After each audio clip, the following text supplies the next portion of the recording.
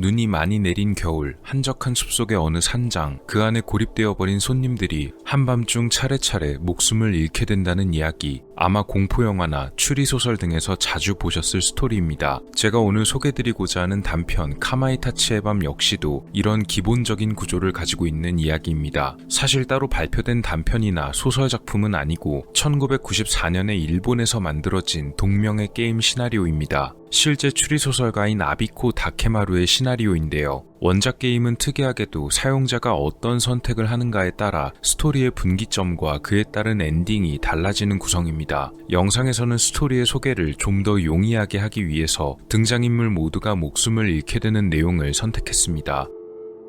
이 작품을 이끌어가는 주인공은 두 명입니다. 각각 남성 1명, 여성 1명으로 이루어져 있는데요. 남성의 이름은 기본적으로 토오루로 설정되어 있고 여성 주인공의 이름은 마리입니다. 두 사람은 대학 동기로 연인 사이인데요. 이야기는 토오루가 마리의 초대를 받아서 마리의 숙부 고바야시 지로가 운영하는 산장에 놀러간 것으로 시작됩니다. 이 산장의 이름은 슈프르이며 겨울에 근처 스키장에 놀러온 사람들이 주로 예약을 하는 곳입니다. 산장은 사장인 고바야시 지로와 고바야시 쿄코 부부, 그리고 직원 쿠보타 토시오, 시노자키 미도리, 이렇게 4사람이 운영을 하고 있습니다. 주인공 일행 말고도 또 다른 손님들이 있었는데 함께 여행을 온 직장인 여성 3명, 이른바 OL 3인조, 주인공 일행보다 나중에 도착한 카야마 세이이치와 카야마 하루코 부부, 그리고 의문의 인물인 다나카 이치로가 있었습니다. 특히 마지막에 이 다나카란 사람은 첫 등장부터 주인공의 의문을 사게 되는데요. 왜냐면 겨울 산장과는 전혀 어울리지 않아 보이는 사람이었기 때문입니다. 중절모를 푹 눌러쓰고 큰 선글라스를 착용했으며 따뜻하게 난방이 되고 있는 산장 안에서도 롱코트를 입고서 뭔가 자신의 정체를 철저히 숨기는 모양새였습니다. 딱히 스키를 즐기러 온 사람도 아닌 것 같았고 그렇다고 산장 자체를 좋아하는 모습도 아니었는데요. 하지만 저런 사람도 있지 하며 대수롭지 않게 넘어갑니다.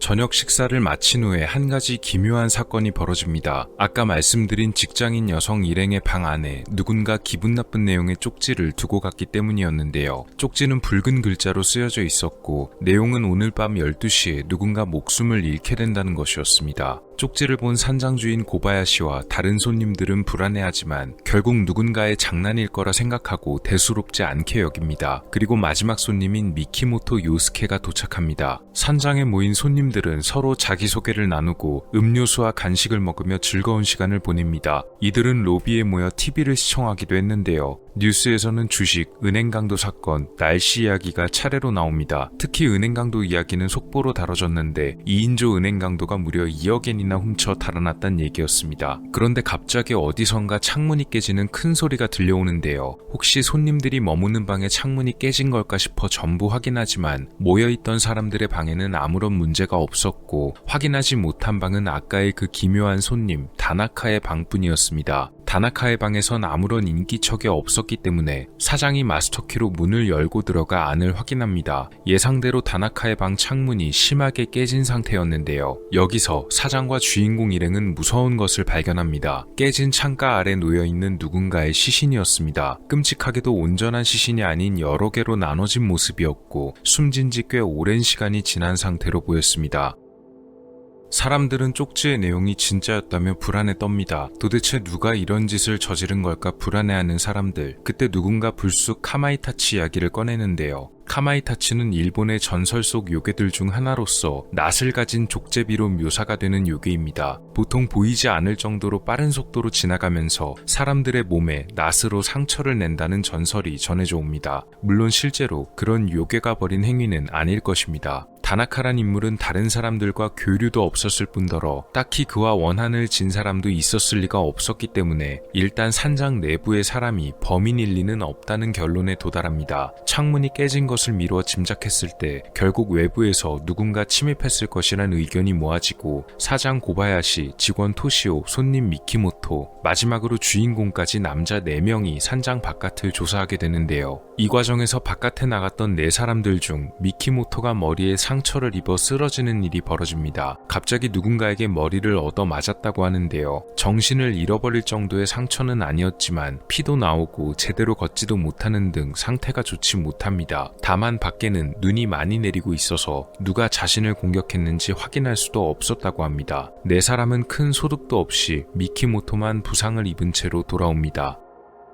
결국 다친 미키모토를 2층에 있는 그의 방에 눕혀두고 사람들은 앞으로 어떻게 할지에 관해서 논의하는데요. 공교롭게도 사건 직후 전화선이 끊겨 경찰에 연락도 할 수 없고 당시 기술로는 전파가 산장까지 닿지 않아 휴대폰도 불통이었습니다. 설상가상으로 또 다른 희생자가 한 명 더 발생하는데요. 그것은 바로 산장의 직원 중 한 명인 시노자키 미도리. 그녀도 목숨을 잃은 채 발견되었던 것입니다. 이 과정에서 사람들은 대단히 혼란에 빠지게 됩니다. 외부에서 도대체 어떻게 산장 안으로 침입을 했는지 또 어떻게 빠져나갔는지 누구도 알 수 없었기 때문입니다. 여기서 주인공과 사람들은 사건에 관해 생각을 바꾸게 되는데 그것은 범인은 사실 처음부터 내부에 있었다는 것입니다. 결국 서로가 서로를 믿지 못하는 지경에 빠지게 되고 이 과정에서 주인공은 나름대로의 추리를 펼쳤는데요. 범인으로 뽑힌 것은 바로 카야마 세이치였습니다. 하지만 주인공의 이 추리 자체가 상당히 엉성하고 잘못되어 있는데요. 가령 아까 밖에 나갔던 미키모토가 공격을 당했을 때 산장 안에 카야마가 어떻게 그를 공격했는가에 관해선 카야마가 기다란 줄 끝에 무거운 물건 등을 묶은 다음 창문을 통해 휘둘러서 바깥의 미키모토를 공격했다는 식의 추리입니다. 밖에는 눈과 바람이 심하게 불어 앞을 확인하기도 어려운데 논리적으로 앞뒤가 맞지 않는 엉성한 생각입니다. 그럼에도 불구하고 사람들은 불안감에 판단력이 흐려진 채 결국 카야마를 범인으로 생각하게 됩니다. 이들은 카야마를 산장 지하에 있는 창고에 가두자고 결정합니다. 그렇게 범인으로 몰린 카야마를 창고에 가둔 채 사람들은 그날 밤 각자의 방문을 걸어 잠그고 밤을 보내게 되는데요. 각자 혼자서 있다간 더 위험할 수도 있기 때문에 주인공과 마리 역시도 함께 같은 방에서 밤을 보내게 됩니다. 아까도 말했듯이 어떠한 연락수단도 통하지 않고 눈도 많이 내린 데다가 밤도 깊어 도망칠 곳도 없어서 완전히 고립된 상태나 마찬가지였습니다. 사람들은 하룻밤만 무사히 넘기면 될 거라고 생각했지만 그날 밤 결국 끔찍한 사건이 계속되는데요.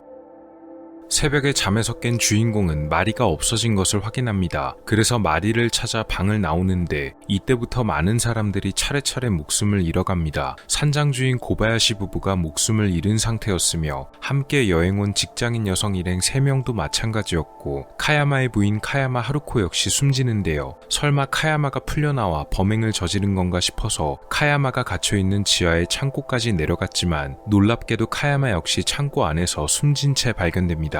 주인공 토우루와 마리는 머리에 심하게 상처를 입었던 미키모토의 방에 들어가 그가 어떤지 확인하는데요. 미키모토는 이미 손이 얼음장처럼 차가워져 있었고 팔목에 맥박조차 잡히지 않는 상태였습니다. 아마도 머리에 입었던 부상이 생각보다 컸던 모양인지 그 후유증으로 인해 숨진 것처럼 보였습니다.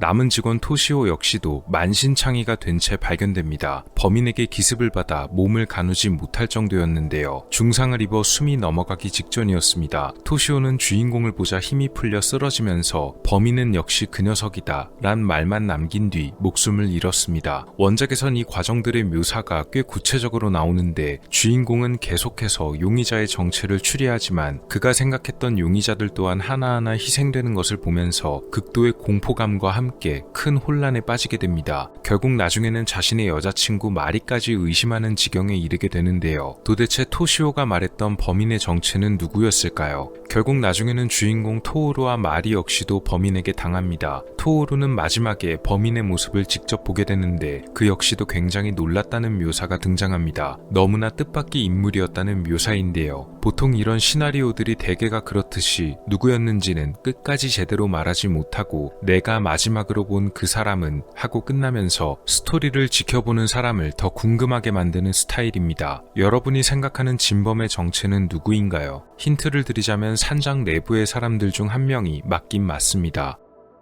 진범은 바로 가장 나중에 도착한 손님 미키모토 요스케입니다. 사실 그는 이중으로 두 사람을 연기하고 있었는데요. 산장 안의 수상한 손님이자 첫 번째 희생자였던 다나카 이치로 역시 미키모토가 변장하고 있던 동일인이었습니다. 그러니까 1인 2역을 벌이고 있던 셈이었는데요. 그렇다면 다나카의 방 안에 놓여있던 시신은 누구였을까 하는 의문이 남게 됩니다. 미키모토란 캐릭터의 정체는 이렇습니다. 뉴스 속보에 나오던 2억 엔을 갈취하고 도망간 2인조 은행 강도, 이 2인조 강도가 바로 미키모토와 다나카였습니다. 물론 이들의 본명이 전부 확실하게는 밝혀지지 않지만 어쨌든 작중 내에서의 이름으로 사용하도록 하겠습니다. 은행을 터는데 성공한 미키모토와 다나카는 곧 싸움을 벌이는데 아마도 돈의 분배 때문이었을 가능성이 높습니다. 결국 이 싸움에서 다나카는 미키모토에 의해 목숨을 잃게 된 것으로 보이는데요. 시신도 처리해야 하고 또 돈도 처리해야 하는 미키모토, 여기서 그는 시신과 돈을 한 번에 처리할 수 있는 아주 좋은 방법을 하나 떠올렸습니다. 그것은 바로 1인 2역을 하는 것이었는데 먼저 그는 사람의 발길이 잘 닿지 않는 한적한 산장을 찾아냅니다. 그것이 바로 사건의 무대가 되는 슈프르 산장이었던 것이죠. 우선 미키모토는 이 산장에 2번 예약을 합니다. 처음엔 다나카 이치로의 이름으로, 그 다음엔 미키모토 요스케의 이름으로 예약을 하고 사람들이 알아보기 어렵도록 변장을 한 채 다나카 이치로의 이름으로 산장에 체크인합니다. 이때 그는 큰 가방을 하나 들고 오는데 이 가방 안에는 이미 다나카의 시신이 들어있는 상태였습니다. 일단 다나카란 인물에 관해 사람들에게 각인시키기 위해 그는 일부러 사람들 눈에 자주 띄게 행동했습니다. 그리고 사건을 벌이던 날 저녁을 먹고 방으로 올라가서 다른 사람의 방에 기묘한 내용의 쪽지를 남긴 다음 가방 안에 들어있던 다나카의 시신을 꺼내어 창가에 놓아둔 뒤 자신은 방의 창문을 통해 바깥으로 빠져나가는데요. 이때 창문의 판자와 실을 연결해 특별한 장치를 해둡니다. 창문과 연결된 판자 위에 눈이 계속 쌓여서 무거워지면 판자가 아래로 떨어지면서 연결된 창문이 강하게 당겨지는 원리입니다. 이렇게 준비한 채 산장 바깥으로 빠져나와서는 이번엔 다른 모습으로 바꾼 다음 미키모토 요스케로서 산장에 체크인했는데요. 그리고 계획대로 시간이 지나 창문에 설치한 장치가 작동해서 늦은 시각에 다나카의 방 창문이 깨지고 시신이 발견되자 마치 아무것도 모르는 것처럼 행동했던 것입니다. 밖에 나갔을 때 범인에게 습격을 당해 머리에 상처를 입은 것도 사실은 자기가 스스로 냈던 상처였습니다.